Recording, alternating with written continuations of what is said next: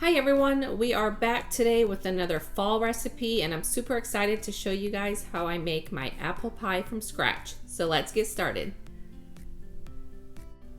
We'll start off by making our dough because you do want to chill that for at least half an hour in the fridge or about 15 minutes in the freezer prior to rolling it. So you're going to grab one large mixing bowl with 2.5 cups of all-purpose flour, a half a teaspoon of salt, and 1 tablespoon of sugar, and then just go ahead and stir all those together.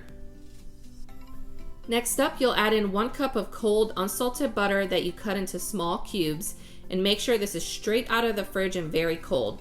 Use a large fork or pastry cutter to cut that fat into the flour, so you want to start combining these ingredients as fast as you can so that the butter does not start to warm up.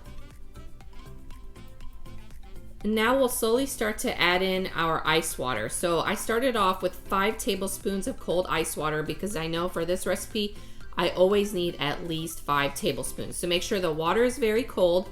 Go ahead and start with 4 or 5 tablespoons and just keep adding 1 tablespoon at a time because you don't want that dough to get sticky. Just kind of pay attention to the texture of it. I ended up using exactly 7 tablespoons of ice water. Now dump all that dough onto a clean work surface, and you'll see it does look dry and like there's a lot of dry flour in it, but as you press the dough together into a big ball, you'll notice it will start to come together. So just get some cling wrap, wrap that up, and put it in the fridge for 30 minutes or in the freezer for 15 minutes while we start cutting these apples. When you're picking your apples at the grocery store for this pie, make sure you just get about 5 to 6 Granny Smith apples, medium size. I honestly never measure them by the pound. This would be about 2 pounds, give or take, but I just get 5 or 6. Here I ended up using 5 apples total, and you want to peel and core those and slice them very, very thinly because remember, we're not going to cook this filling beforehand. It's going to go into the pie raw before it bakes, so make sure those slices are very thin.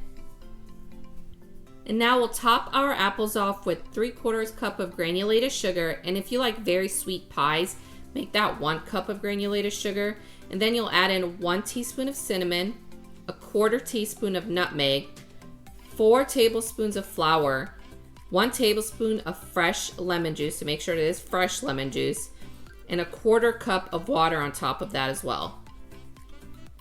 Mix all of this together and let it sit aside for at least 20 minutes because you do want those apples to start releasing juices so that your apple pie is not dry on the inside. Next up, we're going to flour our work surface and then pull that dough out of the fridge and use a knife or food scraper just to cut it in half because we want to roll out 2 circles of dough. Dust your rolling pin with a little bit of flour and just start to work that dough as fast as you can into a circle to about the size of your pie dish. Do not worry about making this dough look pretty or perfect, or even if it cracks. We can always make it look pretty towards the end as we assemble it, and plus you're going to cut those edges off anyway. So go ahead and put it into your pie dish, just kind of trim off the excess on the side, and then we're going to put it back in the fridge while we work on the other disc. While this dough is chilling, we're going to roll out our second disc of dough. And like I mentioned earlier, try to roll that dough out as fast as you can while it's cold and try to keep the extra flour to a minimum. And don't worry about those edges. They're going to look crazy. Mine resembled more of a rectangle than a circle. That's completely fine. You can always cut those ugly edge pieces around and toss those to the side, and you'll still have plenty of strips left to work with.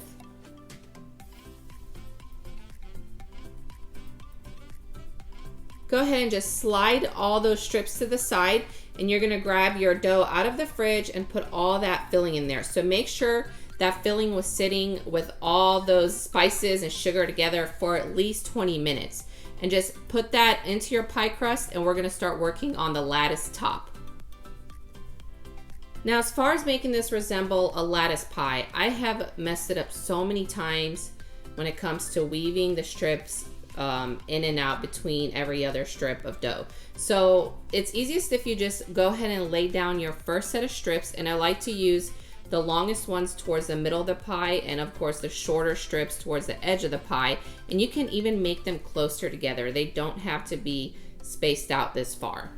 So the key is to just flip up every second strip and then put one down in between those and kind of keep repeating that process until it resembles a lattice pie. And if you're like me, you may forget to flip a strip and then completely mess it up and it's gonna look way off and you kind of got to start over.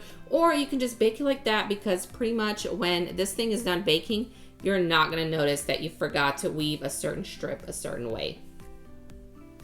For the edges, I like to just tear off the pieces that are too long and then fold the rest under and kind of use my fingers to crimp the edges together of the bottom dough and the top dough so that everything is sealed.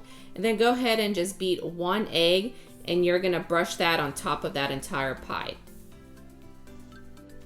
And for a special finishing touch, I just like to sprinkle the entire top with some granulated sugar because it does add a bit of a crunch to your pie. Bake your pie in a preheated oven of 375 degrees for about 55 to 65 minutes. Make sure that that pie is also bubbling in the middle, not just on the edges. That's how you know that those apples are done. Now, best practice is to wait for the pie to completely cool off before you cut into it. But I waited only about 20 minutes or so because I just could not resist trying the pie. And honestly, what's better than hot pie with a cold scoop of vanilla ice cream on it? I mean, come on, how can you wait for that?